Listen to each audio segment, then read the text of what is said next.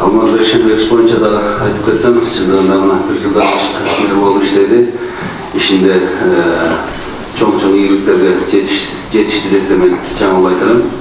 Мына бюджеттеги жылына 150-200 миллион тегерегинде көбөйүп атса, былтыр 542 миллионга көбөйүптүр. Шаарда ичинде маселелер көп, ошонун көпчүлүгү мына чечилип атат. Көрсем мындан ары да чечилет. Бактый Жеңишбекович көп жумуштар жасалды, бирок алда бар жумуштар көп. Суу маселеси, шаарда жол маселеси, транспорт маселеси, чечилчү маселелер да көп. Четинен чечилип атат, бирок буларды да тездетиш керек. Турсаңар бир багытта жүрсөңөр, мен ойлойм, шаарда көп маселелер чечилет деп.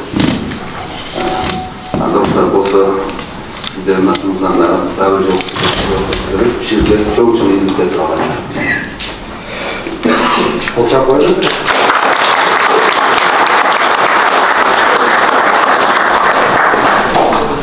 Ben o masallarıma, meriyan aparatına, mağdum yetekçilerine, службаларым жетекчилерине, дейле ушул мэриянын кыймылдатып аткан, иштетип аткан кызматкерлерге, биздин ардагерлерге, биздин ветерандарыбыз, ушул сыйдуу конокторубуз ар дайым ушул баарыңыздарга рахмат айтып кетем.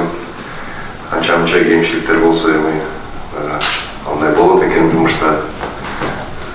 Баарыбыз баягы идеально болбойт экенбиз, бирок мен ушул аракетим, болгон аракетимди жумшадым. Жакшы мен урушмагандыгына кечээден баштап таанаган айтып жакшы иштери кылган. Бүгүн да сүйлөшүп отурдук келет. Ошол жакшы кылган иштердин баарын Кудай буюрса аягына чыгарып аракет кылалы.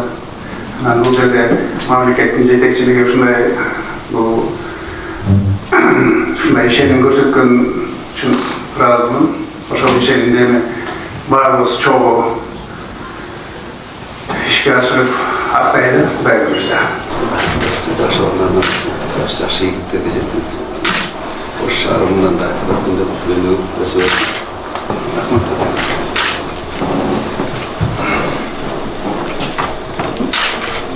Так, телевидение тактыңыз, Рахмат силерге.